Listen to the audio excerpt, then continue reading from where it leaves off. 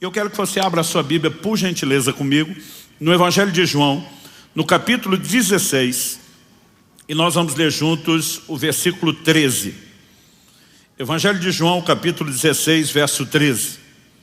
O texto sagrado diz: porém, quando vier o Espírito da verdade, Ele os guiará em toda a verdade. Ele não falará por si mesmo, mas dirá tudo o que ouvir e anunciará a vocês as coisas que estão para acontecer. O Senhor Jesus, quando se refere ao Espírito Santo, o chama não apenas de Consolador, mas também o chama de o Espírito da verdade. E Ele afirma: Ele os guiará a toda a verdade. Você pode repetir essa frase comigo? Diga: Ele os guiará. Mais do que só repetir, vou pedir para você falar para o vizinho aí do lado, primeiro o de um lado, depois do outro, para não fazer acepção de pessoas, né? Para não ficar aquela coisa de por que escolheu um e não eu. Então você fala para os dois aí, fala assim: Ele os guiará. Vamos lá, só mais uma vez com mais empolgação: Ele os guiará. Então, nosso Senhor diz que o Espírito nos guiaria em toda a verdade. Ele não falaria de si mesmo, mas diria o que ouvir.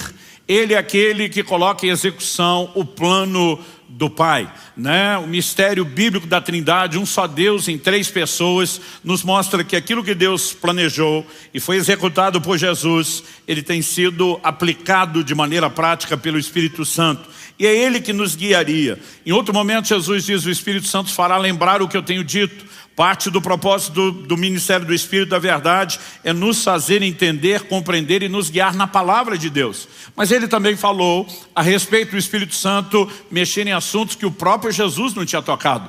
Ele diz: Ele anunciará as coisas que hão de acontecer. Então essa liderança do Espírito Santo, ela é bem abrangente. E quando eu olho para um texto como esse, eu preciso no meu coração esperar que haja de fato esse guia na minha, na sua vida, na vida de cada um dos discípulos de Jesus. Em Romanos, no capítulo 8, no versículo 14, o apóstolo Paulo também diz: pois os que são guiados pelo Espírito de Deus são filhos de Deus. Você pode repetir comigo? Diga: guiados pelo Espírito de Deus. Bom, há duas palavras distintas que foram usadas. Na primeira, no texto de João 16, 13, nas palavras de Jesus, a palavra traduzida como o Espírito os guiará em toda a verdade é a palavra grega odegeu. Ela significa ser um guia, né? Seguir os passos de alguém, guiar, ser guia ou professor, dar orientação a. Mas em Romanos, no capítulo 8, no verso 14, quando Paulo diz que os que são guiados pelo Espírito de Deus são filhos de Deus, ele usa uma palavra diferente, a palavra grega ago. E um dos seus significados, além de ser guiado, obviamente, é ser tomado pela mão e conduzido até o destino final. Eu particularmente gosto dessa ideia, desse conceito. E aliás, quando você olha o uso que foi feito dessa palavra em vários outros textos do Novo Testamento, ele de fato carrega essa ideia. Por exemplo, em Lucas 18, 40, quando Jesus está passando por Jericó, e a Bíblia fala de um cego que clama por intervenção e cura de Jesus, o texto diz assim: então parou Jesus e mandou que lhe o trouxessem. A palavra trouxessem ali é ago. Ou seja, aquele homem está limitado pela visão, mas alguém precisaria tomá-lo pela mão e guiá-lo até onde Jesus estava. No Evangelho de Mateus, no capítulo 21, no verso 7, no Evangelho de Marcos, capítulo 11, verso 7, Lucas 19, 35, os três relatos dos evangelhos sinóticos sobre quando levaram um jumentinho a Jesus antes da sua entrada triunfal em Jerusalém, usam a palavra ago para dizer como o jumento foi levado. Alguém o toma, né, pela mão e vai guiando até onde Jesus está. Por que eu particularmente gosto muito dessa ideia? Porque muitos cristãos pensam no conceito de ser guiado apenas como se num momento ou outro da nossa vida a gente precisasse de direcionamento profético. E a liderança do Espírito Santo, embora envolva isso, é maior do que isso. Eu me lembro quando garoto, e chegou o momento onde eu fui matriculado no que antigamente a gente chamava da primeira série, né? Era o início do ensino fundamental. Hoje isso é o equivalente ao que eles chamam do segundo ano. Mas eu lembro que eu deixei a pré-escola, que era uma escola mais perto de casa, e me matriculei numa outra escola que na minha cabeça de criança parecia ser uns 5 quilômetros de casa. Eu fiquei chocado quando depois de adulto eu fiz a medição da quilometragem no carro e não deu 1 quilômetro, deu uns 950 metros. Mas parecia um lugar muito longe. E eu estava assustado não só com a distância, como criança ali aos 7 anos de idade, mas com o fato de ser um caminho novo, de serem outros colegas, eu estava apavorado. E no primeiro dia de aula, meu pai decidiu que iria me acompanhar justamente por ver o meu estado. Ele me pegou pela mão, dentro de casa, saiu comigo. Não apenas atravessou o portão, ele caminhou até a escola sem largar da minha mão. Não me largou no portão da escola, ele entrou, descobriu onde era a classe que eu estava matriculado, me largou na fila, me deu as instruções, eles vão cantar o hino nacional. Quando terminar, você segue aquela professora por aquela porta, e quando viu que eu estava bem tranquilo sobre tudo, ele largou minha mão. E eu fico imaginando que a missão do Espírito Santo é algo parecido com isso. Desde o dia da conversão, ele te toma pela mão. Ele vai segurando sua mão até o destino final. Ele diz, eu não vou te largar no caminho, eu não vou te largar na porta, eu vou te dar todas as instruções que você precisa para que o propósito dessa jornada seja cumprido. Quem está entendendo, diga amém. Então, nós precisamos entender que ser guiado pelo Espírito Santo não é apenas um ou outro momento de direcionamento profético, de orientação para uma ou outra decisão, mas é um combo completo, que envolve desde o entendimento, da aplicação da palavra, da compreensão do plano personalizado de Deus para mim e para você. E quando a gente fala dessas coisas, o primeiro elemento que eu gosto de destacar, eu mencionei isso em domingos anteriores, mas eu quero dar um pouquinho mais de ênfase aqui, é o que eu chamo de a voz no caminho. O que eu e você chamamos hoje de cristianismo, a expressão coletiva da nossa fé, era chamado no livro de Atos de o caminho. E a razão pela qual eles chamavam isso, né, é obviamente o indicador de uma compreensão que eles tiveram. Não só Jesus dizendo, eu sou o caminho, a verdade e a vida, mas nós temos profecias desde o Antigo Testamento que apontavam para aquilo que Deus faria por meio de Cristo e usavam essa terminologia do caminho. Aliás, a Bíblia mostra que não apenas os crentes falavam dessa forma, mas até os de fora se referiam também ao cristianismo como sendo o caminho. No livro de Atos você vai ver gente falando, é a seita intitulada o caminho. Intitulada por quem? Pelos próprios participantes. Aqueles que abraçavam a fé a chamavam assim. Por quê? Profecias como as de Isaías, 700 anos antes de Cristo. Isaías 35:8. Deus diz, ali haverá uma estrada, um caminho que será chamado de caminho santo. Os impuros não passarão por ele, pois será somente para o povo de Deus. Diga comigo, caminho santo. Agora diga comigo, somente para o povo de Deus. Depois o texto continua e diz, quem passar por esse caminho, mesmo que seja um tolo, e essa expressão também merece a nossa atenção, não se perderá.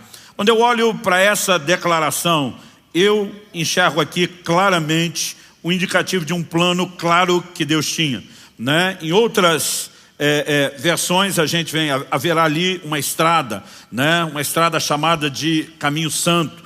Mas eu também vejo algumas traduções que usam a expressão no final, né? Que nem o louco erraria o caminho. O que significa? Deus está dizendo, eu não só preparei um caminho santo, um caminho que é para o meu povo, que não é para os impuros. Mas Deus diz, a capacidade de ser bem sucedido nesse caminho não depende de quanto conhecimento você tem, não depende de quanta inteligência você tem, aliás, não depende de habilidade sua nenhuma. Deus está dizendo, nem o louco, aquele a quem lhe falta o mínimo para ser considerado uma pessoa com tudo aquilo que ela precisa para escolhas racionais, funcionais, práticas, nem ele vai errar o caminho. Porque Deus está dizendo, a capacidade de ser bem sucedido no caminho não depende de quanta inteligência, conhecimento ou informação você tenha. Depende do quê? De um outro recurso que Deus nos disponibiliza. Qual é esse recurso? Isaías no capítulo 30, no verso 21, Deus diz, quando vocês se desviarem para a direita ou para a esquerda, ouvirão atrás de vocês uma palavra dizendo, este é o caminho, ande nele. Deus está dizendo, a razão pela qual nem o louco vai errar é porque você não precisa de muito entendimento, você só precisa de sensibilidade a uma voz. O tempo todo, enquanto você anda no caminho, haverá uma voz atrás de você dizendo, não desvie para a direita, não desvie para a esquerda. E tudo que eu e você precisamos é compreender que Deus não prometeu só um caminho. Deus nos prometeu um guia ao longo do caminho.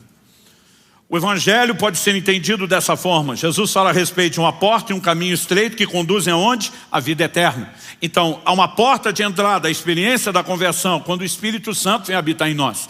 Depois há um caminho que é proposto diante de nós cujo destino nós sabemos muito bem. O apóstolo Paulo diz: eu prossigo para o alvo, para o prêmio da soberana vocação de Deus em Cristo Jesus. Enquanto estamos nesse trilho em movimento, o Espírito Santo, Ele quer ser o nosso guia. E se nós formos sensíveis à liderança dele, não precisa nem de muita inteligência, nem conhecimento para ser bem sucedido. Porque o segredo de ser bem sucedido nessa caminhada é a direção do Espírito Santo. Quando as pessoas me perguntam, e pela graça, bondade e misericórdia de Deus, eu ouço muito essa pergunta: pastor Luciano, o que tem levado você a viver uma vida cristã bem-sucedida? O que tem levado você a construir uma família bem-sucedida? O que tem levado você a ter um ministério frutífero? E eu digo às pessoas: seguir a liderança de Deus. O Senhor sempre quis nos dirigir no caminho. Em Lucas, no capítulo 1, nos versos 78 e 79, Zacarias, o pai de João Batista, cheio do Espírito Santo, profetizando sobre o novo tempo que haveria de iniciar em Cristo, ele diz assim: graças à profunda misericórdia de nosso Deus, pelo qual nos visitará o sol nascente das alturas, para iluminar os que jazem nas trevas e na sombra da morte, e dirigir os nossos pés pelo caminho da paz. Ele está dizendo, ele não veio só colocar diante de nós um caminho, ele veio dirigir os nossos pés por esse caminho. Como ele nos dirige? Obviamente a forma primária pela qual julgamos todas as outras, sua palavra. Salmo 119, 105 diz: lâmpada para os meus pés é a tua palavra, luz para o meu caminho. Mas a palavra de Deus, ela nos dá orientações que nós podemos classificar de genéricas. Ela não dá orientações personalizadas sobre todos os detalhes de tudo que eu e você vamos viver no dia a dia, e nem em relação ao propósito.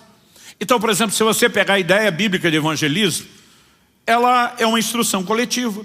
Ide por todo mundo, preguem o evangelho a toda criatura, façam discípulos de todas as nações. Agora, aonde eu como indivíduo devo estar no plano e no propósito de Deus, não é a Bíblia que informa. Aí eu e você precisamos de uma direção personalizada do Espírito Santo. Quando Paulo sai para a viagem missionária, há um momento, numa das próximas, não na primeira viagem, onde ele está determinado a entrar na Ásia. E eu não creio que Paulo estava errado, nem em termos de percepção estratégica sob a lente humana, nem em termos de entendimento do que é que Deus tinha para a sua vida, porque no futuro a Ásia viria a se tornar o maior palco do ministério de Paulo. Mas no momento que ele está determinado aí, a Bíblia diz, o Espírito de Jesus não permitiu. A Bíblia diz que eles tentam contornar a Bitínia, tipo, talvez a gente não vá lá no miolo, mas vamos por perto. E a Bíblia diz que novamente o Espírito do Senhor não permite. À noite Paulo tem uma visão. Nessa visão um jovem da Macedônia diz: passa a Macedônia e nos ajuda. Deus não estava dizendo: eu não quero que você vá para a Ásia. Deus não estava dizendo: eu não quero que eles não ouçam a palavra. No futuro esse se tornaria o principal foco do ministério de Paulo. Mas naquele momento, porque uma direção de Deus foi dada, e Paulo vem para o lado da Europa, onde o evangelho entra. Dali ele se disseminaria para todo o ocidente. E a razão pela qual eu e você hoje servimos a Cristo é porque ele foi obediente a essa direção do Espírito Santo. Então, aonde estaremos? Aonde temos a missão de cumprir o plano e o propósito de Deus? Você não vai achar versículos sobre isso. Esse plano personalizado é revelado pelo Espírito Santo. E eu e você precisamos entender como o Espírito nos guia. Nós temos falado nesses dias sobre isso. 1 de João 2,20 diz: mas vocês têm unção que vem do santo e todos têm conhecimento. Ele não está dizendo que o crente converteu não tem que ler a Bíblia, não precisa de discipulado, não precisa ser ensinado na doutrina, mas ele está dizendo que potencialmente aquele que nos guia toda a verdade já está dentro de nós desde o início do relacionamento na conversão. No verso 27, 1 de João 2, ele diz: quanto a vocês, a unção que receberam dele permanece em vocês e não precisam que alguém os ensine, mas como a unção dele os ensina a respeito de todas as coisas. Você pode repetir comigo? De todas as coisas.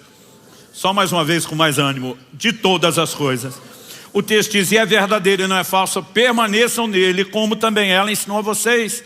Então a vida cristã não diz respeito só ao que eu e você fazemos no culto ou naquele momento devocional. A maneira como conduzimos família é parte da vida cristã. A forma como eu e você nos dedicamos ao trabalho é parte da vida cristã.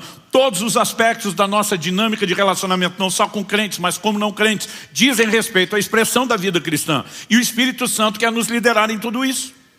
Há algumas coisas que ele não precisa necessariamente falar. Então a Bíblia diz que o marido tem que amar sua esposa, a esposa deve submeter ao marido, os pais devem instruir os filhos no caminho do Senhor, não provocá-los a ira, mas os filhos devem aos pais não só submissão, mas honra. E tem coisas que já estão claras.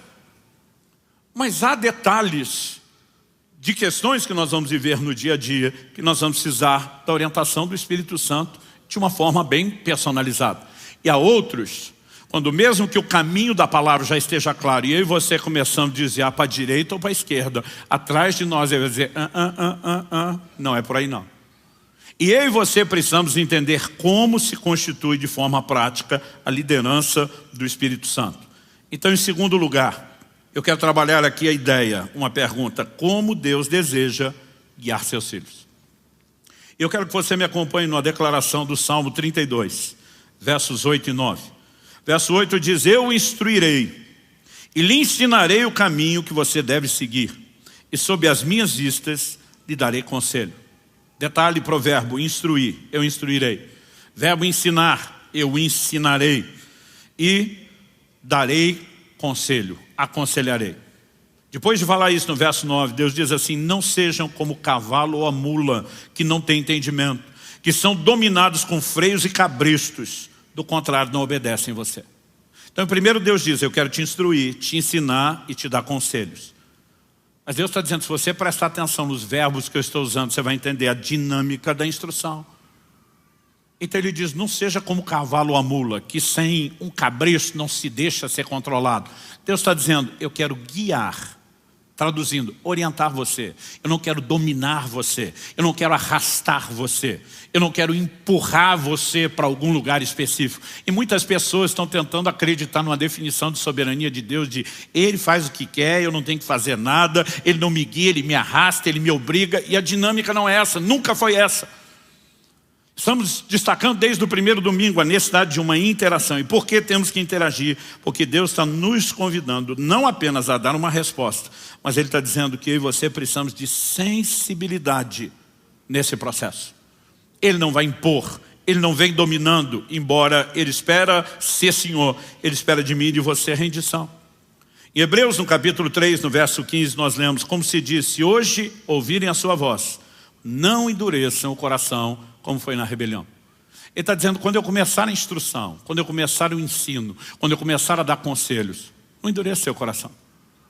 Então ele está dizendo que você pode endurecer a ponto de não ouvi-lo, de não obedecê-lo e de interromper completamente o processo.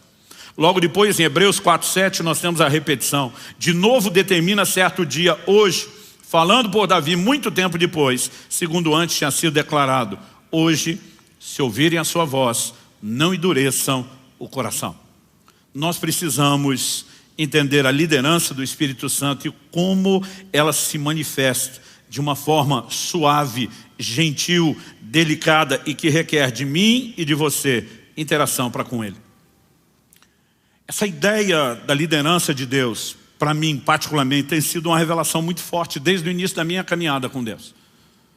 O convite que Kelly e eu fizemos no nosso casamento tinha um versículo. E o versículo era o Salmo 48:14. Este é Deus, o nosso Deus para todo sempre.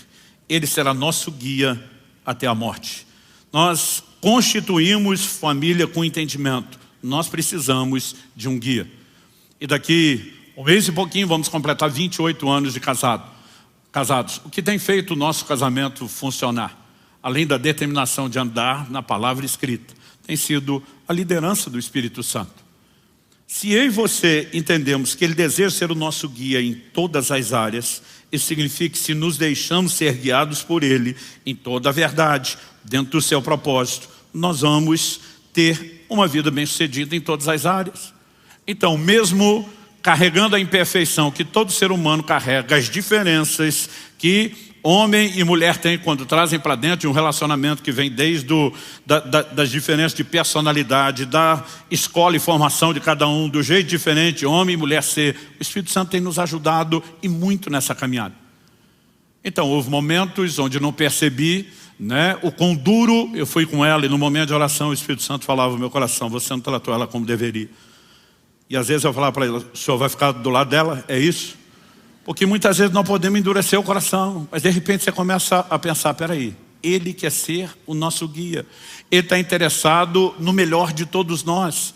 Onde as pessoas perguntam, pastor, como esse casamento funcionou? Como os filhos foram bem criados? A minha resposta é sempre, Ele é o nosso guia. Além de decidirmos andar em obediência a tudo aquilo que Ele falou na palavra, nós precisamos da liderança do Espírito Santo dia após dia, detalhe após detalhe.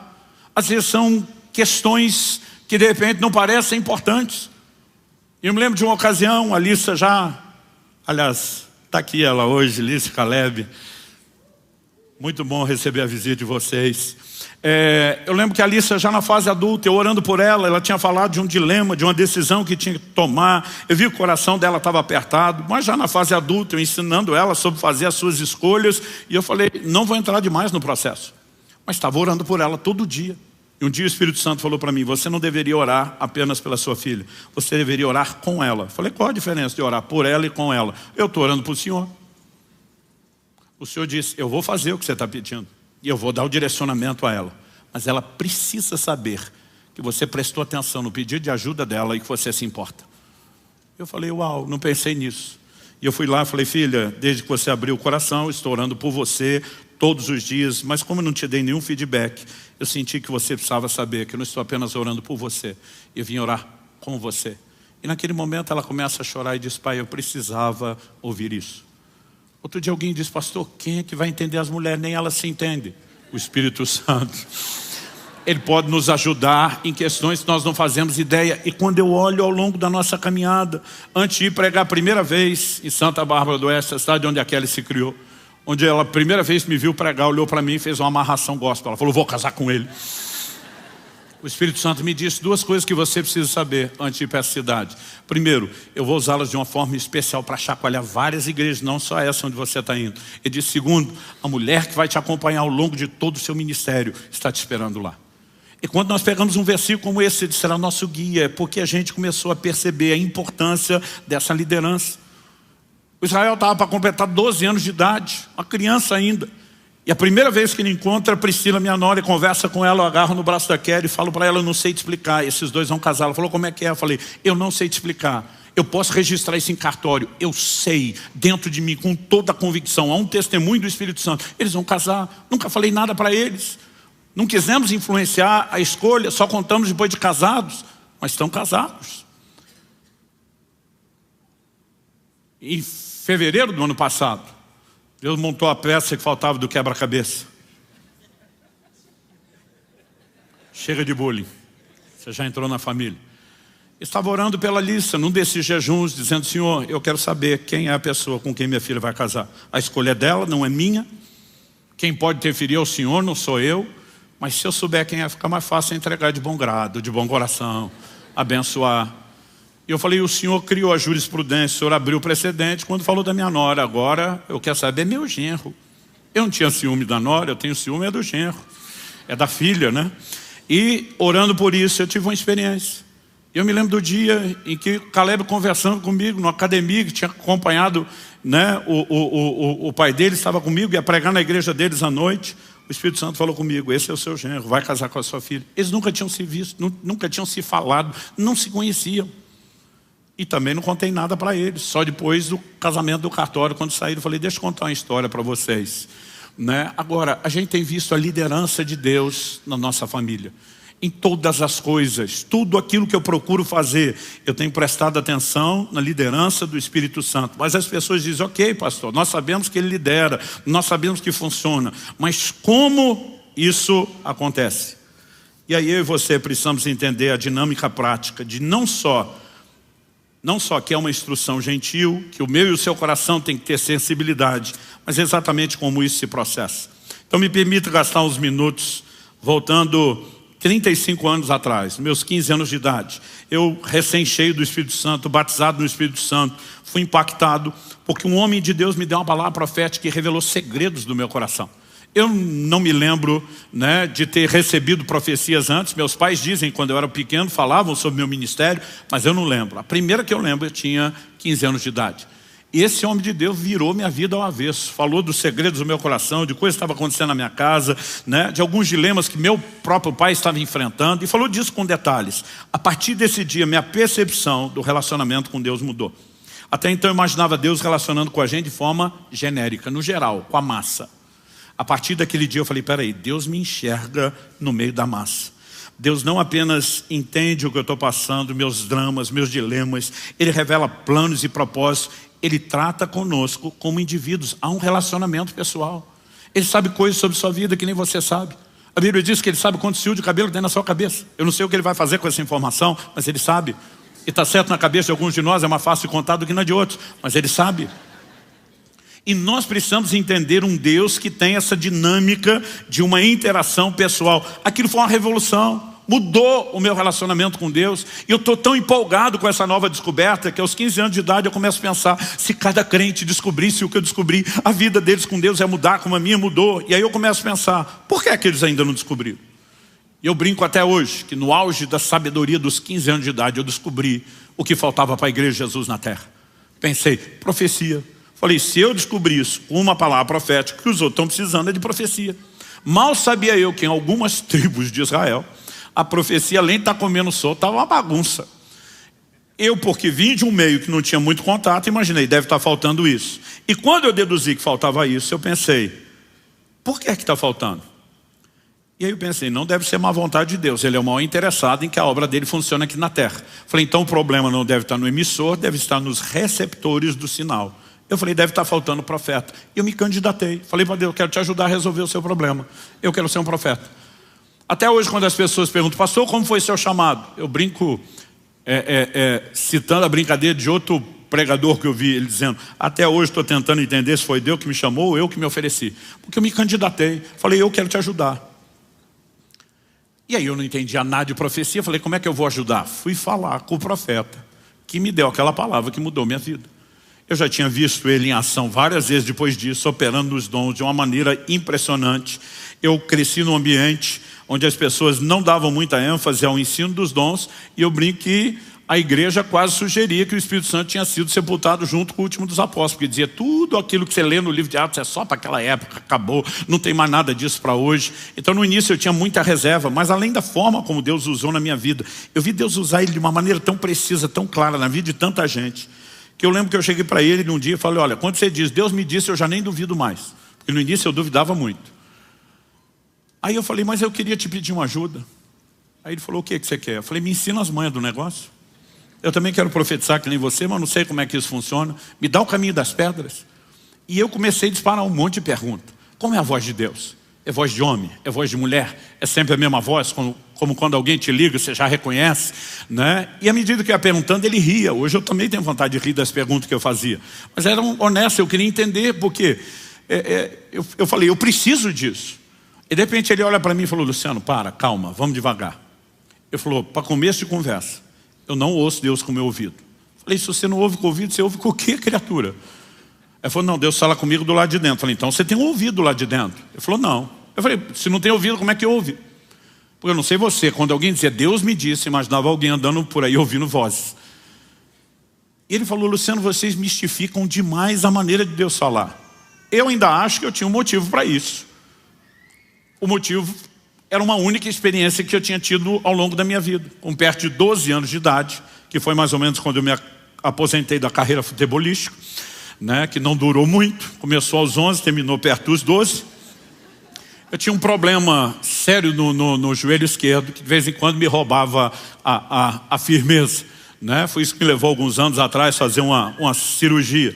E eu lembro que assim, já era difícil a gente jogar bola na rua, porque eu brinco que riqueza de pobre é filho, né? E eu cresci num bairro, num ambiente que o que tinha de molecada era um negócio impressionante. Então assim, tinha seleção da rua, quer dizer, para compor o time da rua, na hora de disputar no bairro, rua contra rua, já tinha uma seleção, porque não cabia todo mundo. Eu lembro de uma vez que eu fui escalado para jogar na seleção do bairro, era o evento da minha vida. Eu acho que eu consegui até um quichute. É só os mais velhos vão entender isso. Os mais novos vão ter que procurar no Google para descobrir o que é. E aí eu tô lá e recebi um lançamento na cara do gol. Eu e o goleiro, driblei o goleiro, era eu e o gol, colocar a bola para dentro. Era o momento da glória futebolística na minha vida. E o meu joelho falhou e eu caí antes de empurrar a bola para dentro. Eu vi a bola saindo, tomei uma vaia, não só da torcida, do meu time. Eu honestamente até hoje não me lembro se eu fiquei até o fim do jogo ou se eu fui embora antes. Eu fiquei não só envergonhado, mas bravo. Bravo, pastor, bravo com Deus. Como a maioria de nós ficamos quando as coisas não dão certo. Eu saí falando para Deus, eu sou um dos poucos aqui que deve te respeitar. Eu falei, os maconheiros estão botando bola na rede uma atrás da outra. E eu, talvez um dos te leva a sério aqui, tem que passar por uma vergonha e humilhação dessa. Por que que o Senhor deixou? Meu joelho podia avaliar, depois de eu empurrar a bola para dentro. E eu ouvi uma voz, eu não esperava. Eu não sei de onde a voz veio, se ela falou do lado de dentro, falou do lado de fora, eu não consigo explicar, mas foi a minha experiência. A voz disse, eu toquei o seu joelho, como eu toquei a coxa de Jacó, porque eu não te chamei para o futebol, chamei para a minha obra. E foi ali que eu aposentei. Graças a Deus que não teria ido a lugar nenhum. Mas aquilo marcou profundamente a minha vida e a consciência de um chamado. Então eu esperava. Quando Deus fala, deve ser parecido com isso. A gente vai ficar tipo Samuel. Alguém falou, eu ouvi algo literal. Mas agora eu estou na frente desse pastor e ele está dizendo, eu não ouço com o ouvido. Eu estou dizendo, não ouve com o ouvido, ouve com o quê? Ele falou, não, Deus fala do lado de dentro. É por meio de uma impressão. Impressão para mim há 35 anos atrás era só coisa de gráfica. Eu falei, cara, não estou te entendendo. Ele falou, Luciano, desmistifica. Tenta imaginar uma coisa interior sem ruído, sem barulho. Eu falei, não consigo, é só um silêncio. Ele falou, não, um pensamento, um sentimento, não tem tanto ruído ou barulho. Eu falei, às vezes tem. Ele falou, ok, você entendeu o meu ponto. Mas algo interior simples. Eu falei, você está querendo dizer que a voz de Deus é parecida com pensamento ou sentimento? Ele falou, mais ou menos. Eu falei, o que garante que não é você pensando ou sentindo, se é tão parecido? Aí ele olha para mim e diz, aquela palavra que eu te dei era eu pensando ou sentindo. Eu falei, não, aquela foi boa pra caramba. Não tinha como você pensar ou sentir as coisas que você não sabia. Ele olha para mim e falou, deixa eu tentar te ajudar a entender como isso acontece do lado de dentro. E ele me fez uma pergunta e deu uma orientação que me ajudaria por resto da vida. E acredito que foi um dos conselhos mais importantes que eu recebi na minha vida. Ele disse, você tem certeza da sua salvação? Eu falei, tenho. Ele falou, se você saísse pela porta da igreja agora e uma jamanta carregada te atropelasse, fizesse picadinho de você, eu lembro que ele foi bem dramático. Você tem certeza que é para o céu? Eu falei, na hora. Ele falou, como é que você tem certeza da sua salvação? Jesus alguma vez te apareceu para dizer, meu filho, eu mesmo te garanti com o meu sangue, tu está do lado de dentro. Eu falei, não, nunca vi Jesus. Ele falou, mas talvez um anjo te apareceu, uma cópia autenticada do livro da vida, dizendo, número de protocolo tal, apresenta lá na entrada, né? Vai dar tudo certo. Eu falei, também não. Ele falou, você nunca viu Jesus nem anjo? Não. Mas pelo menos viu o céu para onde você vai? Eu falei, também nunca vi o céu. Ele falou, você nunca viu nada? Eu falei, nada. Mas pelo menos ouviu uma voz de trombeta anunciando o seu nome, que você está rolado no céu? Eu falei, também não. Ele falou, então você nunca viu nem ouviu nada? Eu falei, não. Ele falou, como é que você sabe que é salvo? E a resposta que eu dou até hoje. Eu sei, porque sei, porque sei. Se fosse hoje, talvez teria dito como é que eu sei, não sei, só sei que eu sei, porque eu sabia que eu sabia que eu sabia, eu só não sabia como é que eu sabia, mas que eu sabia. Era muito sabimento, sabeção. Eu sabia com tudo que alguém pode saber, que eu era salvo. Mas ninguém me disse como é que eu sabia. Então nesse dia ele falou, eu vou te explicar qual é a fonte da sua sapiência. Só para mostrar que eu aprendi a palavra certa, que não tem sabeção nem sabimento. Ele falou, Romanos capítulo 8, verso 16, e aqui eu vou ler na NVI, que diz assim, o Espírito testemunha com o nosso Espírito que nós somos filhos de Deus. Outras traduções dizem testifica, sinônimo de testemunhar. Outras dizem confirma com o nosso Espírito que nós somos filhos de Deus.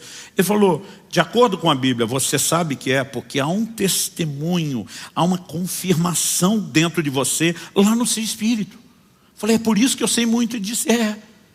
Eu falei, agora eu sei. Como é que eu sei? Ele disse, pois é, se num assunto tão importante como esse, que é a sua certeza de salvação, ele decidiu falar não necessariamente por meio de uma visão espetacular ou de uma voz audível. O que te faz pensar que o Espírito Santo não possa, com a mesma simplicidade, falar a respeito de outras coisas? E naquele dia ele me disse, você precisa aprender a prestar atenção no seu coração. Qual o lugar que Deus fala? Nós lemos o texto, se hoje ouvides a sua voz, não endureça o coração, porque é lá que ele fala. Lá é o lugar da resposta. Então ele falou, Luciano, muitas vezes, principalmente no início da caminhada, enquanto isso não está claro, você não desenvolveu de forma prática a percepção do que é o testemunho interior, pode ser um pouco mais difícil, é por isso que é importante muitas vezes você checar, conferir aquilo que você tem.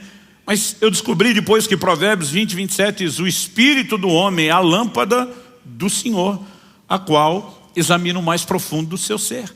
A Bíblia nos mostra que esse é o lugar onde ele vai trazer a direção. Quando você pega o paralelo, o ser humano hoje é o santuário de Deus. Mas no Antigo Testamento Deus teve outras casas físicas. Nelas Deus sempre estabeleceu que elas seriam subdivididas em 3 partes.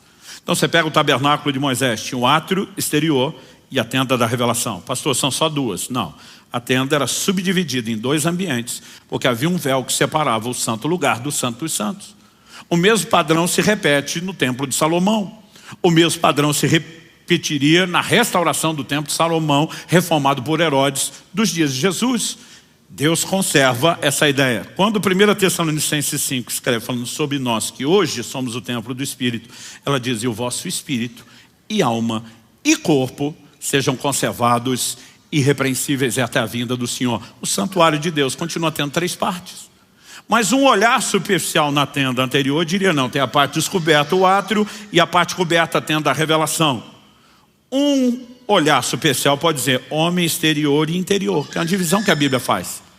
Mas quando você olha para o homem interior, Hebreus 4:12 diz que a palavra de Deus é como uma espada que penetra a ponto de dividir alma e espírito, juntas e medulas. Se juntas e medulas não são a mesma coisa, embora estejam juntas e possam ser separadas, presume-se pela mesma lógica, espírito e alma não é a mesma coisa, embora estão juntos, mas podem ser separados. Isso significa o quê? Qual é o lugar onde Deus falava aqui, na tipologia que Ele está construindo antes de revelar a casa que seríamos nós, o Santo dos Santos? Êxodo capítulo 25, verso 22, Deus fala sobre onde estaria a arca, o propiciatório, que era a tampa da arca, no Santo dos Santos, e Deus diz: ali virei a ti e falarei contigo. Assim também, quando você olha o paralelo, há um lugar onde Deus manifesta sua voz, traz direção, é no espírito do homem. Quem está entendendo, diga amém. Agora, isso não precisa ser necessariamente uma voz espetacular. Não quer dizer que nós não podemos ser promovidos a experiências espetaculares. Mas nós precisamos entender a natureza simples do testemunho interior.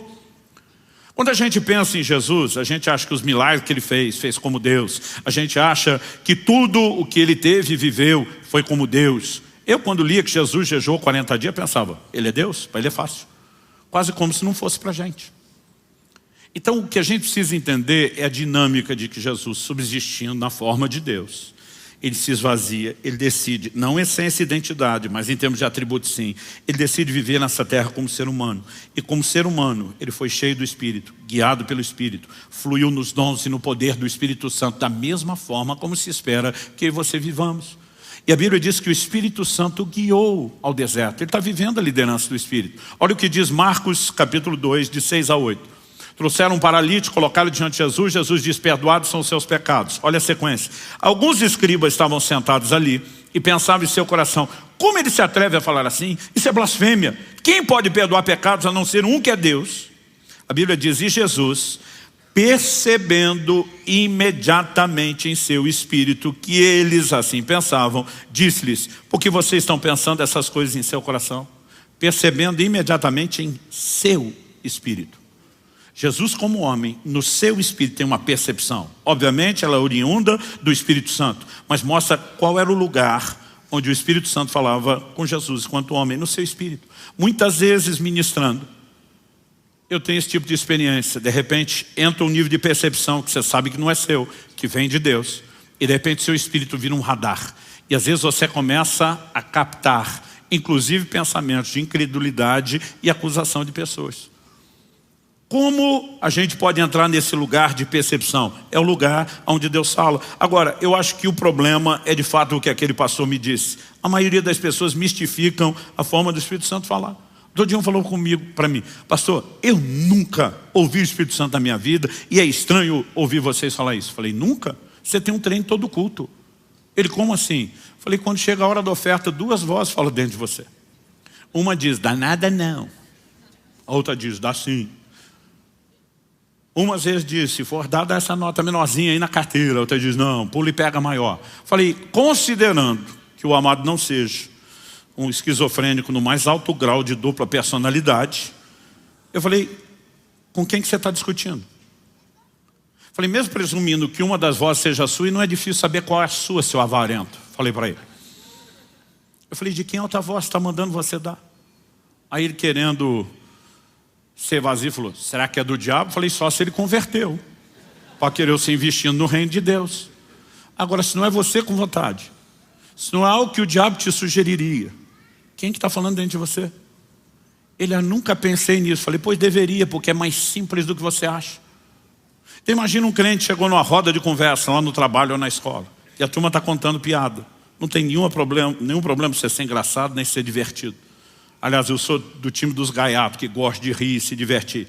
Mas daqui a pouco, no meio de tudo aquilo, alguém começa a botar uma piada suja, o outro empolga, também põe, o outro também põe. E o problema da piada suja é só a sujeira. Não significa que elas são sem graça. A menos que você esteja firmemente consciente dos seus valores, você pode até rir de algumas delas, mais do que riria de umas que não são tão sujas. E aí você empolgou e abriu o baú da velha vida e arrancou um monte de piada suja também e todo mundo riu. E quando você sai de lá, tem um desconforto dentro de você. Você não teve uma visão espetacular, você não ouviu uma voz audível, mas tudo dentro de você sugere, esse não é o seu lugar. E você não deveria ter comido esse lixo. Quem que está fazendo isso com você? O Espírito Santo. Aí você chegou numa outra roda de conversa. Agora não é o ambiente dos ímpios profanos. Agora são os irmãos em Cristo, porém carnais. Daqueles que a língua é bifurcada, que o veneno corre no canto da boca. E que se uniram para falar mal de um crente que não está presente. E você se uniu com eles. E usou a língua como um chicote e bateu. E daqui a pouco você sai dali e tem um desconforto dentro de você. Alguma coisa dizendo que você não deveria ter falado do seu irmão dessa forma. Outro dia um falou para mim, pastor, tem um versículo na Bíblia onde Paulo fala do direito romano de que ninguém seja acusado sem direito de defesa. Eu falei, tem. Ele falou, pois eu lembrei desse versículo, ficava perguntando, tem mesmo na Bíblia? Eu falei, lembrou por quê? Aí ele, pois é. Eu vi que ele ficou envergonhado e insistir, lembrou por quê? Ele falou, não, a gente estava falando mal de um outro irmão que não estava presente para se defender. Quando eu saí do nada, lembrei desse versículo. Ele falou, a mente da gente prega pé. Eu falei, sua mente? O Espírito Santo que nos faz lembrar aquilo que Jesus falou. Não é tão complexo quanto parece. Agora vamos falar de um outro tipo de crente. Não é o que está rindo das piadas, né, sujas lá dos ímpios, nem o que juntou com a roda dos crentes da língua bifurcada. É aquele que busca Deus. Ele está lá no quarto, está tendo seu tempo de oração, buscando a Deus. Chega aquele momento que ele está quebrantado, ele fala para Jesus, eu estou facinho, pode pedir o que quiser. Aí vem algo dentro dele, então perdoa fulano. Aí fala, fulano não. Outro dia eu falei, se o Espírito Santo não fala com você, com quem que você discute? Eu falei, os crentes devem ser as criaturas mais loucas que existem no mundo, porque vive discutindo com ninguém. Só que você passou tempo demais na oração e agora você sente que você já não está com a mesma força e algo está te vencendo, aquela queda de braço, começa a assistir, perdoa. Eles não quero perdoar, perdoa. E você diz, posso até perdoar, mas vai ter que vir rastejando, se humilhando. Aí você quer botar as condições. E algo dentro de você começa, lembra de quantos bons momentos você e fulano já tiveram? E algo começa a quebrar dentro de você aos poucos. A hora que você vê, você está chorando, você diz, tá bom, eu perdoo em nome de Jesus. E algo vem, lava a sua alma. Quem fez isso com você? O Espírito Santo. Um dia eu estava dando uma aula sobre a liderança do Espírito Santo. Tínhamos um intervalo. Quando parou para o intervalo, uma pessoa me procura. Ele falou, pastor, tem uma teoria. Eu falei, compartilhe. Eu gosto de colher as pérolas de sabedoria do povo. Ele falou, pastor, que Deus fala, indiscutível, na perspectiva bíblica. Jesus falou, minhas ovelhas ouvem minha voz. Falei, ok. E ele falou, pastor, mas eu não ouço Deus falar. E eu não posso dizer que ele mentiu porque ele não mente. Falei, então eu tenho uma teoria. Falei, qual? Ele falou, no reino natural não tem gente surda que não ouve? Falei, sim. Ele falou, eu acho que eu sofro de surdez espiritual. Então não é que Deus não fala, mas eu não ouço. Eu te garanto que eu não ouço. A hora que ele está falando isso, o Espírito Santo fala comigo. Não foi uma visão extraordinária, não foi uma voz audível. Mas o testemunho interior vem com nitidez, clareza. Pergunta para ele, quantas noites já faz que ele vem acordando às 3 da manhã em ponto? E eu parei e falei, desculpa, eu tenho que te fazer uma pergunta que pode te parecer que não tem a ver com o assunto, mas eu vou te mostrar que tem. Quantas noites já faz que você vem acordando às 3 da manhã em ponto? Quando eu falei isso, ele arregalou os olhos. Como é que o senhor sabe disso? Eu falei, só me fala quantas noites. Ele falou, não sei te dizer quantas. Está acontecendo já várias noites. Eu falei, descreva o que acontece. Ele falou, pastor, toda madrugada eu estou acordando às 3 da manhã. Não é 2h59, não é 3h01, 3 em ponto. Ele falou, mas eu nunca acordo de madrugada. Ele falou, eu posso beber um tanque d'água antes de dormir, nem para ir no banheiro, eu levanto, meu sono é profundo, nunca me aconteceu. Eu falei, todo dia você está acordando às 3? Sim. Falei, descreve o que acontece. Eu abro o olho no relógio. Falei, ok, o que mais? O que você sente? Falei, pastor, eu sinto vontade de orar. Falei, o que é que você faz? Falei, pastor, isso não é hora de orar, eu viro para o lado e durmo. Falei, meu querido, seu problema não é surdez espiritual. Seu problema é estupidez espiritual. Ele, como é que é? Falei, estupidez. Eu falei, tu não tem nem cara que gosta de orar. Porque quem gosta não perde um convite desse. Não acorda nunca. Agora, de repente, começa a acordar toda madrugada. Isso aconteceu uma vez. 2. Agora, toda madrugada por tantos dias. E você não parou para pensar que Deus está te chamando. Quando eu falei isso, ele fez uma cara diferente e falou, sabe que o senhor falando assim... O problema é que as pessoas estão esperando algo que é muito mais místico. E Deus está dizendo, eu não quero te arrastar, eu não quero te tratar como cavalo ou como uma mula, eu não quero botar cabresto em você. O que eu espero é sensibilidade ao meu convite. Quem está entendendo? Tive uma experiência extraordinária com Deus no final do último jejum agora. Acordei de madrugada para ir no banheiro. Eu estava com tanto sono que parecia um zumbi. Eu, quando volto para o quarto, pensei, está perigoso eu dormir em pé. Eu lembro que eu pensei isso. Quando encostar a cabeça no travesseiro, não dá 3 segundos, eu apaguei. Se eu não dormir antes de chegar lá. Quando encostei a cabeça no travesseiro, algo dentro de mim disse, por que você não ora um pouco? Pergunta, sou eu? Não. Eu quero dormir, eu não gosto que ninguém me acorde quando eu estou dormindo. É o diabo? Não. Ele não ia me chamar para orar. Você não precisa de um profundo discernimento ou inteligência. A Bíblia diz, nem o louco errará o caminho. Quem está entendendo? Numa hora dessa, eu simplesmente paro e disse, quem sugeriria isso? Eu penso, se é ele, eu vou. E mesmo que não haja empolgação nisso, é quando você entra, é quando você responde, é quando começa a interação.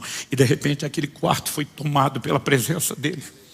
E ele começa a falar comigo de uma forma tão extraordinária que eu nunca tinha experimentado. Agora a pergunta é, e se eu faço como o outro da estupidez espiritual? E falo, agora não é hora de orar, é hora de dormir. Simplesmente a experiência foi abortada. Quem está entendendo? Então nós precisamos entender isso. Além de Jesus, vamos falar do testemunho interior. Atos 27, de 9 a 11. A Bíblia diz assim, depois de muito tempo, tendo se tornado a navegação perigosa e já passado o tempo do dia do jejum, Paulo os aconselhou dizendo, senhores, vejo que, apesar do verbo ver, esse vejo que aqui é um antevejo, percebo, concluo, ou como o crente gosta de ser, estou sentindo, que a viagem vai ser trabalhosa, com dano e muito prejuízo, não só da carga e do navio, mas também da nossa vida. Porém, o centurião dava mais crédito ao piloto e ao mestre do navio do que ao que Paulo dizia. Quando Paulo está dizendo vejo que, ele não está dizendo que ele teve uma visão literal, mas tem algo incomodando Paulo. Ele chama o centurião e diz, presta atenção, vai dar ruim. O centurião fala, isso é a opinião de um preso. Deixa eu falar com quem entende. Ele vai com o piloto. E aí?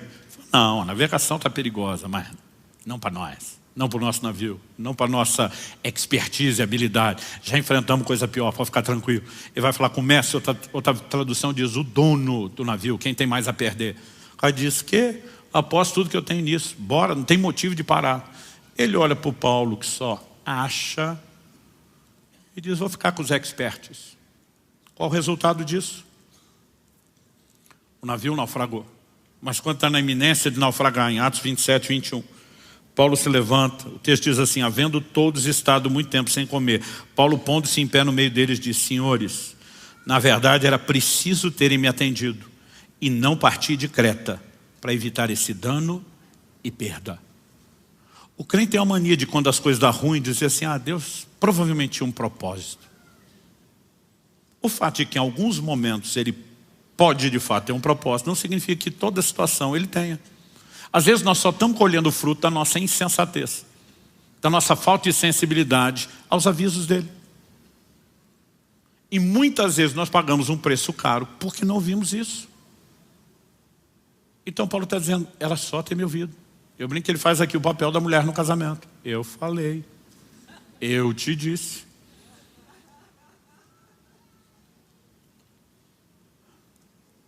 Algo que eu vou falar daqui a pouco, à medida que nós prestamos atenção nesse testemunho simples do Espírito Santo, do dia a dia, cuidado com a forma como você falou, a forma como você olhou, a forma como você pensou. Em vez de endurecer o coração, o que o entristece, o que apaga a sua obra, nós vamos correspondendo. É inevitável que a gente seja promovido a experiências maiores. Além do fato de que você vai desenvolvendo sensibilidade e percepção. Então um dia eu estava fazendo uma viagem de Curitiba para São Paulo, já morávamos aqui, mas acredito que isso deve fazer em torno de uns 15 anos atrás. A igreja já tinha começado. E eu lembro que por conta da correria eu só consegui sair no final da tarde. Estava com a família, a Kelly, as crianças. Eu falei para a Kelly, amor, eu estou muito cansado. Ela falou, você quer que eu dirija? Eu falei, não, você também está cansado. Mas para deixar esse negócio seguro, a estrada não era duplicada como a 116 é hoje. Eu falei, principalmente nessa parte de serra, eu vou ter a paciência de andar atrás de um caminhão. Esses caminhoneiros conhecem tudo, buraco, radar, né? Então, falei, eu vou ficar uma distância de segurança, mas eu vou seguir esse camarada aqui sem me preocupar com nada, não vai requerer de mim muita atenção e eu vou aliviar um pouco o negócio. Só que vai diminuir o ritmo da nossa viagem. Ela, tudo bem, nós estamos andando atrás do caminhão, já faz não sei quanto tempo. De repente vem algo no meu espírito, não foi uma visão espetacular, nem uma voz audível. Sai de trás desse caminhão. A nossa primeira reação é, hã? Tipo assim, o que é isso? É um pensamento? É uma ideia? Porque a natureza do testemunho interior é simples. Mas eu prestei atenção naquilo e estou tentando entender, eu ouvi isso mesmo? E aí aquilo repete. Só que a segunda vez veio com força, veio contundente. Saia de trás desse caminhão agora. Eu só olhei os retrovisores, chequei que não vinha ninguém atrás, fui freando, pegando distância do caminhão, liguei a seta e troquei de faixa. Foi o tempo de eu trocar de faixa. O caminhão freia, mas freia assim de arrastar as rodas. Ele freou tão brusco que se eu tivesse atrás eu tinha batido nele, mas não só batido. Como ele freou muito brusco, apesar de eu ainda estar freando na outra faixa, ele freou mais do que eu acabei ultrapassando ele. Antes de ultrapassar, deu tempo de eu ver por que ele freou. Eu vi o corpo de uma pessoa saindo debaixo do caminhão. Um ciclista tinha acabado de ser atropelado. Como o eixo e o rodar do caminhão era alto, não tocou o corpo. Mas se eu estivesse atrás, quem tinha atropelado era eu. Aí se você não ouve aquilo e acontece, você vai dizer que Deus tinha um propósito. Nós temos colhido muita tragédia desnecessária. Casamentos dissolvidos, filhos que têm ruptura no relacionamento, problemas financeiros, problemas de toda a ordem. Porque não aprendemos a viver a liderança do Espírito Santo. E muitas dessas coisas podem ser evitadas. Quem está entendendo, diga amém. Então, a gente leu lá atrás o Salmo 32, 8 e 9, que eu vou repetir. Ele diz o seguinte, quando eu falei sobre Deus nos guiar com uma instrução gentil e não no controle do cabresto, Salmo 32, 8 e 9 diz, eu instruirei, lhe ensinarei o caminho que você deve seguir, sob as minhas vistas lhe darei conselho. Na sequência ele diz, não sejam como o cavalo ou a mula que não tem entendimento, que são dominados com freios e cabrestos, do contrário não obedecem você. Agora olha o versículo seguinte, o 10.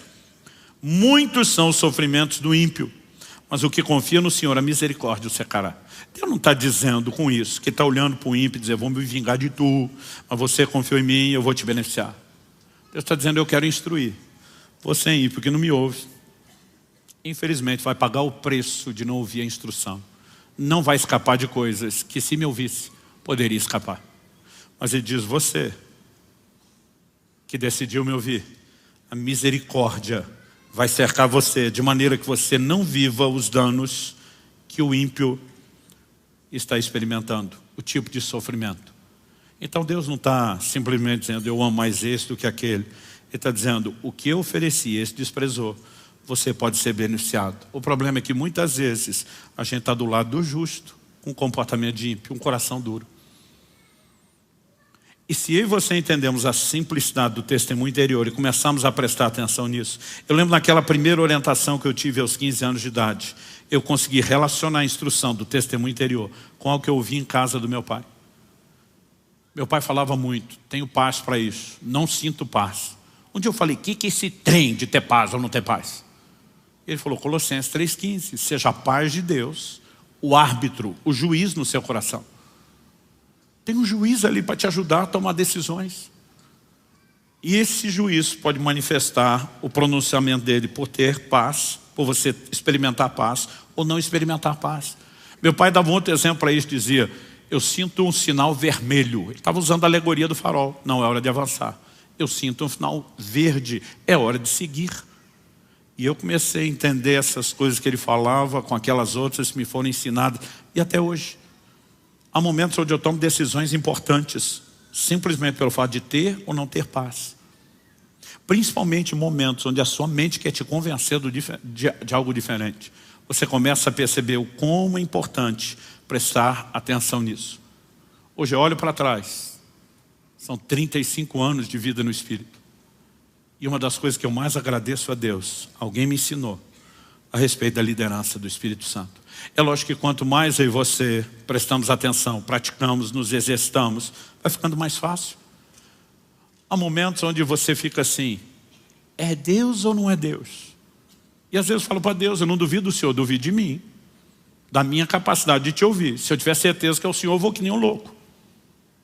Mas tem coisas que não faz o menor sentido você achar que é da sua cabeça e não testar. Então um dia eu entro no escritório de casa para pegar um papel, um documento. A hora que eu estou entrando, me vem um impulso dentro de mim. Liga para fulano. Nós os homens não temos o mesmo poder de socialização das mulheres. Nós somos limitados. Primeira coisa que um homem pensa nessa hora. Ligar para quê? Você não liga, mas e aí, tudo bem? Tem alguma coisa para resolver? Tem algo para tratar? Tem algo para ser pontual? Né? Aí eu penso, ligar para quê? Mas ao mesmo tempo, por que essa coisa dentro de mim liga para o fulano? Eu pensei, só tem um jeito de descobrir. Passei a mão no telefone, liguei para o fulano. Fulano atende. Quando atende, do outro lado, a expressão dele. Que surpresa você me ligando. E eu digo, pois eu estou tão surpreso quanto tu, que eu não sei nem o que falar, não sei por que eu estou ligando. Só que na hora que eu digo isso, e ainda não sei o que falar, aquele testemunho interior vem de novo. Pergunta para ele se ele acabou de fazer uma oração pedindo por uma provisão de 3 mil reais. Eu falei, por acaso antes de eu ligar você tinha feito uma oração a Deus pedindo uma provisão específica de 3 mil reais? Primeiro silêncio. Depois de um bom tempo de silêncio, uma voz emocionada disse, eu tinha acabado de orar quando o telefone tocou. Pensei, Deus me usou para ligar e dizer que ouviu a mensagem. Aí o testemunho interior vem, pega a conta dele e transfere. Primeira coisa que eu penso, pediu para tu, não para mim, o que é que eu tenho a ver com isso? Sério? Falar para você que eu não fiquei confuso?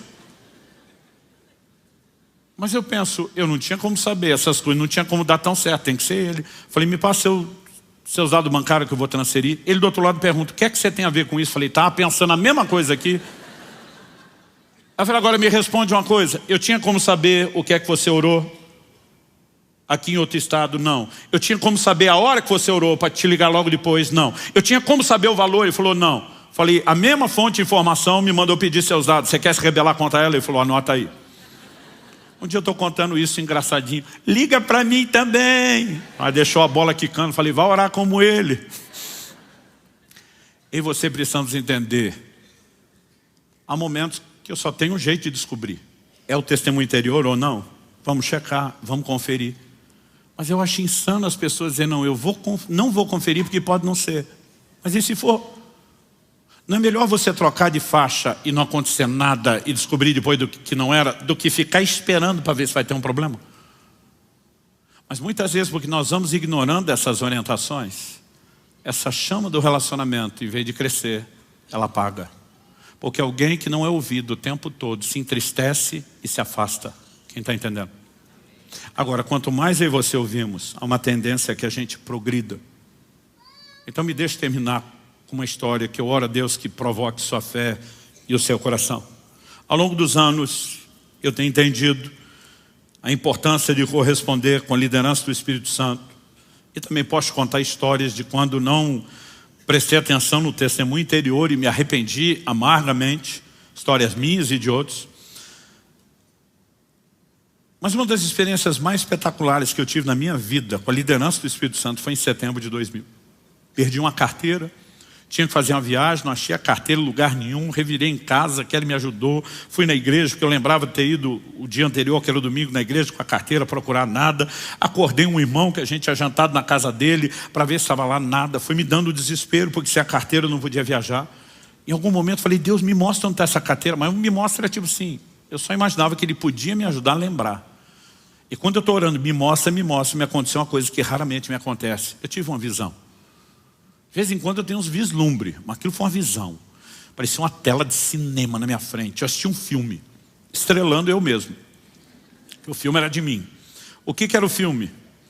A casa que eu morava na época, isso foi em Guarapuava, ela era acima do nível da rua e ela tinha uma escada, meio quase que um S, assim, que descia até o acesso da rua. Eu tinha deixado o carro na rua e não na garagem, mas tinha chovido muito. Em 9 anos que eu morei em Guarapuava, eu nunca vi uma chuva como aquela. Era uma enxurrada gigantesca. E eu estou calculando o quanto eu preciso correr escada abaixo para conseguir pular a enxurrada, porque se pisasse não ia molhar só o sapato. Era pelo menos metade da calça. É como se alguém estivesse filmando lá de baixo. E eu estou vendo eu lá em cima. Calculando. E eu consigo ver exatamente como eu estava vestido. Era uma noite muito fria, eu estava com um sobretudo. E no bolso do lado do sobretudo, foi como se desse um zoom na filmagem. Eu vi o carteirão. Digo carteirão porque eu usava uma capanga de couro. Na época do finado talão de cheque. A gente conseguia botar aquilo aberto dentro da carteira enorme. E aquilo estava lá. E eu percebi o que aconteceu. Na hora que eu desci correndo e pulei a enxurrada, o movimento que eu fiz com a perna direita de dar o pulo, bateu do lado de dentro, sobretudo, e ejetou a carteira para o lado de fora. Na hora que isso aconteceu, foi como se desse não só o zoom que eu falei na carteira, mas eu brinco que foi com câmera lenta, slow motion. Eu vi aquele carteirão saindo do bolso. Isso é só para quem assistia videocassete, gente. Quando botava na câmera lenta, segurava o som junto. Todas as lembranças minhas de câmera lenta tem um som.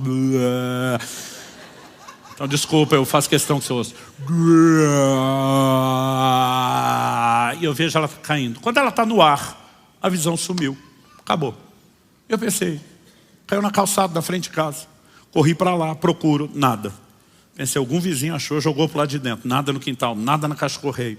Aí começou a me dar uma angústia. Eu falei, Deus, agora mais do que a carteira, os documentos, a viagem. Eu nunca tenho a visão. Agora que eu achei que tinha uma, vai dar em nada. Mas de repente eu me lembrei, falei, por que aquilo parou com ela no ar? Falei, Deus, eu quero ver o fim do filme. Eu quero ver o fim do filme. E quando eu comecei a orar, voltou o filme, pausado, onde a carteira estava no ar. Alguém soltou o pause, mas ainda está no slow motion. Aí eu vejo onde a carteira caiu, dentro d'água. A hora que ela entra na água, volta à velocidade normal, eu vejo ela correr embora. O Espírito Santo falou para mim, acha o próximo bueiro. Ela enroscou, não passou.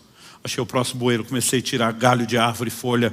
A carteira estava lá. Gente, eu me achei. Eu falei, obrigado, Jesus. Obrigado, Jesus. Eu ficava pensando, que experiência maravilhosa, que coisa gostosa. E eu botei isso nas experiências top da liderança do Espírito Santo. Por que eu estou falando isso? Alguns meses depois, estamos falando de setembro de 2000, janeiro de 2001, eu estava ministrando em Oshawa, no Canadá, na igreja do pastor Frank Seixas, que de vez em quando está aqui conosco, um grande amigo.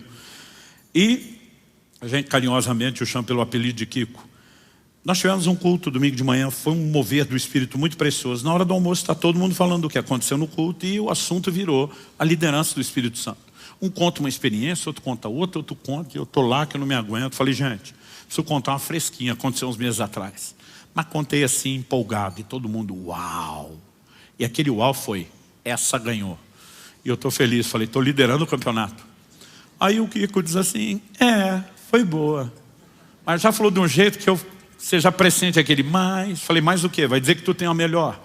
Ele falou, julgue você, eu só fui a testemunho. Ele olha para mim e pergunta, você conheceu o pastor fulano de tal? Já está com o senhor. Mas foi desses da vanguarda do avivamento brasileiro. Falei, conheci o velhinho, encontrei muito ele por aí. Ele falou, ele que levou nossa família a experimentar o mover do Espírito Santo, a entender o que era o avivamento. Ele falou, cara, eu já estava anos aqui no Canadá, encontrei ele no Brasil. Falei, pastor, o senhor roda o mundo, quando estiver no Canadá me visite. Dei um cartão, ele falou, Luciano, filho, mais por educação do que esperando. 3 meses depois ele me liga. Ele disse, vou estar pertinho da sua cidade. Gostaria que você me ouvisse pregar no domingo de manhã e, se possível, almoçasse comigo. Falou, o culto foi aquela bênção, o homem era muito usado por Deus. E ele falou, lá vamos nós almoçar. Falou, qualquer chance de conversar com o homem, quem conheceu sabia que as conversas se estendiam, porque ele era uma máquina de experiência e ele ficava dando testemunho o tempo todo. Ele falou, o horário começou a se estender. Teve uma hora que ele olhou para os irmãos que tinham trazido ele de Toronto, onde ele estava, a 1 hora de distância, e falou, olha, vou liberar vocês, porque esse negócio vai longe. Dá só o endereço da igreja. E ele me leva. Você pode me levar aqui? O Kiko falou, posso. Pegou o endereço. O Kiko falou, Luciano, já tinha morado em Toronto, não tinha GPS naquela época. Ele falou, mas conhecia mais ou menos. Eles me deram informação, anotei o endereço, o horário. E ele falou, era 1 hora de viagem. Nós saímos com 2 horas. Tinha 1 hora de antecedência. O culto era 6, às 5 eu estava em Toronto. Pedi informação, mandaram num lugar, não era. Pedi informação, mandaram em outro que também não era. Pedi de novo informação, mandaram em outro que não era. Ele falou, daqui a pouco, de tanta informação, a gente não só não achou lugar, como está perdido, não sabe mais onde está. Ele falou, e de informação em informação, o tempo foi passando e deu 6 horas, que era a hora do culto. Ele falou, quando deu 6 horas, ele disse assim, o velhinho falou para mim, encosta. Ele falou, pensei que ia levar uma bronca no estilo da velha guarda. Me permita fazer um comentário. Hoje em dia é muito mimimi na igreja, gente. Você não sabe como era antigamente. O sistema era bruto. Diácono da igreja pegava pela orelha para levar para o pai. As pessoas hoje reclamam que alguém não sorriu. Eu fico pensando, tu nunca levou cascudo na cabeça? A gente, quando criança, levava dos outros. Comporta, menino, bom, você não sabia nem de onde veio. Então, quando eu falo uma bronca no estilo da velha guarda, você não tem noção. O sistema era bruto, era opressivo. Ele falou que já estava preocupado, mas o homem só fez uma oração. Qual foi a oração? Ele disse assim, Deus, o Senhor não me trouxe essa cidade para eu ficar perdido. O único que não me quer nesse culto é o diabo, porque o Senhor já me mostrou o que quer fazer lá. Ele disse, Espírito Santo, nós não temos mais tempo para ficar perguntando ou tentando. Ele disse, eu estou recorrendo direto a você. O Senhor conhece essa cidade melhor do que ninguém, melhor do que o homem que a planejou. Ele disse, me guia agora até essa igreja. Aí ele vira para o Frank, meu amigo, e diz, segue adiante. Vira para cá, vira para lá. Falou, Luciano, nem se o caminho tivesse sinalizado. O Malemar falava bom dia, boa tarde, boa noite em inglês. Ele diz, nem se tivesse sinalizado, ele acertaria. Ele falou, nós andamos um pouquinho mais 10 minutos, talvez menos de 15. Paramos na frente de um prédio, sem placa nem movimento. E o velhinho fala para mim, pode descer e perguntar que é aqui que eu vou pregar. O Kiko diz, Luciano, eu fui perguntar onde é que era o endereço, porque eu não acreditei em nada daquilo. Ele diz, eu volto para o carro com as pernas mole, tremendo. Nós estávamos na frente da igreja onde ele ia pregar. Ele diz, descobri só depois do culto que a placa e o movimento era todo pelo fundo. Mas se houvesse o que hoje eu e você chamamos de GPS, nos guiaria até aquela porta da frente. Aliás, isso dá um novo sentido à palavra GPS. Guiado pelo Espírito. Agora, para caber o S no lugar do E, nós vamos ter que comer o E. Eu não consigo explicar para você o que aconteceu. Na hora que eu vi aquela experiência, eu falei, não é que foi melhor do que a da carteira?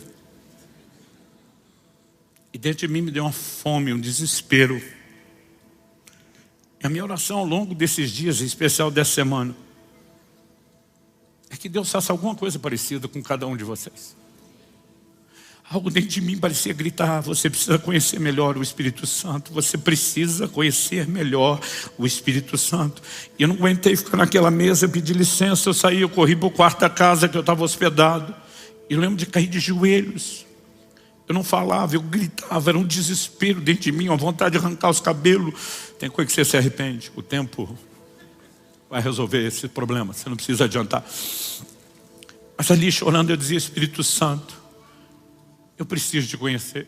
Eu falei, aquela foi bem melhor que a da carteira.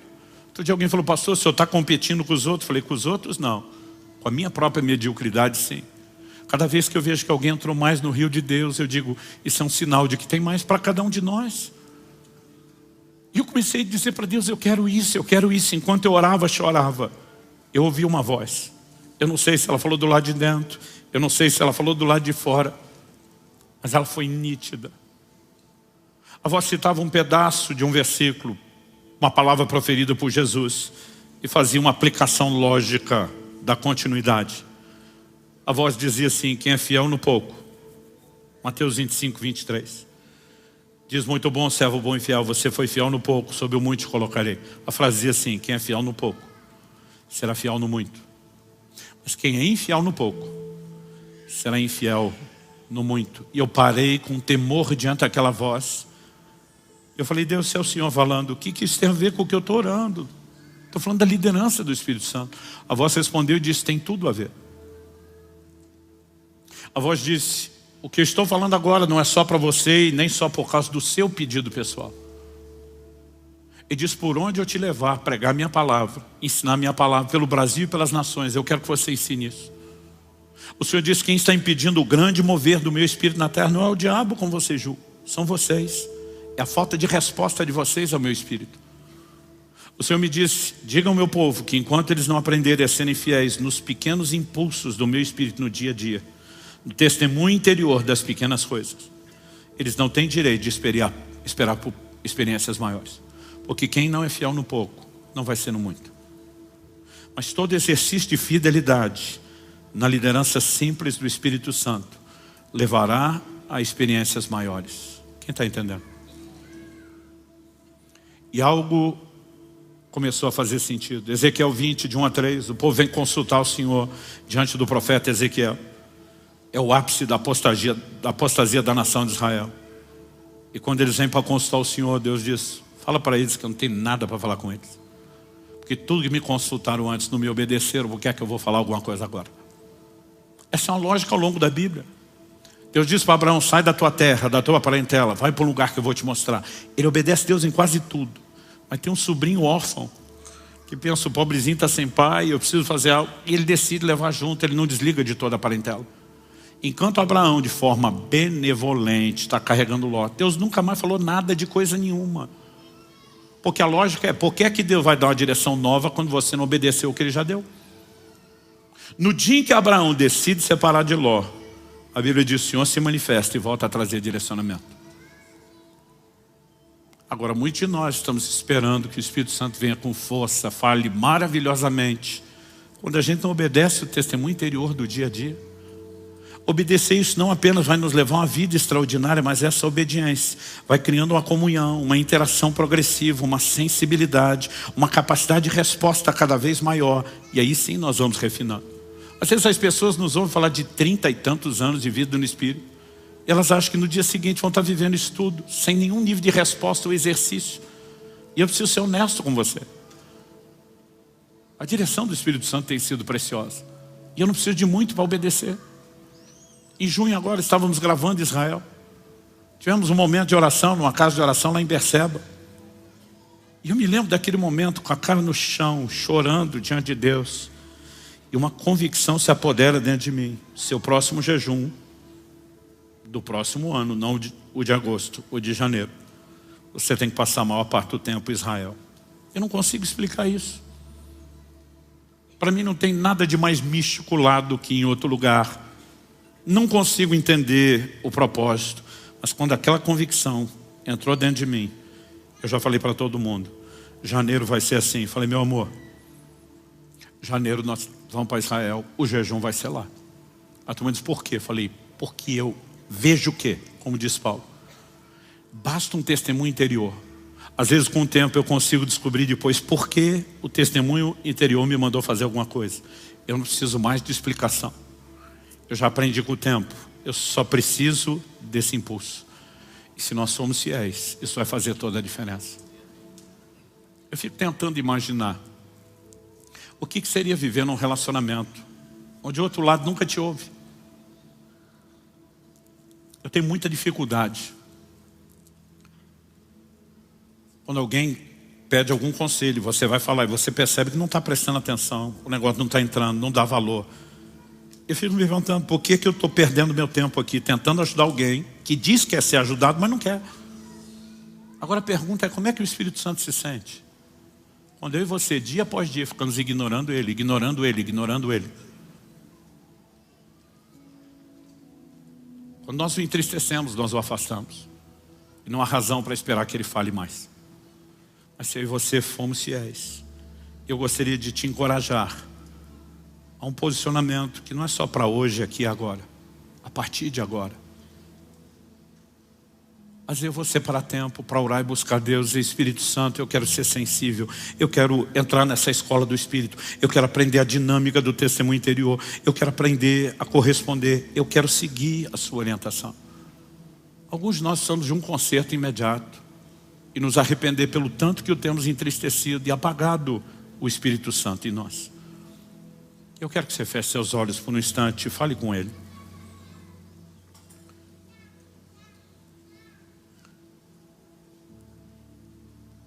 Meu Deus, foram 4 semanas procurando trazer fundamentação bíblica, testemunhos, orientação prática. Mas se o Senhor não vivificar essa palavra, É só uma questão de tempo, ela vai se apagar na memória, ela vai diluir, ela vai perder a sua força. E nós oramos que isso não aconteça, Senhor. Que cada um de nós possa perceber quão sério, quão rica é a sua instrução, quão sério é o seu conselho. E nós oramos que haja uma capacidade de resposta. Eu oro por despertamento espiritual.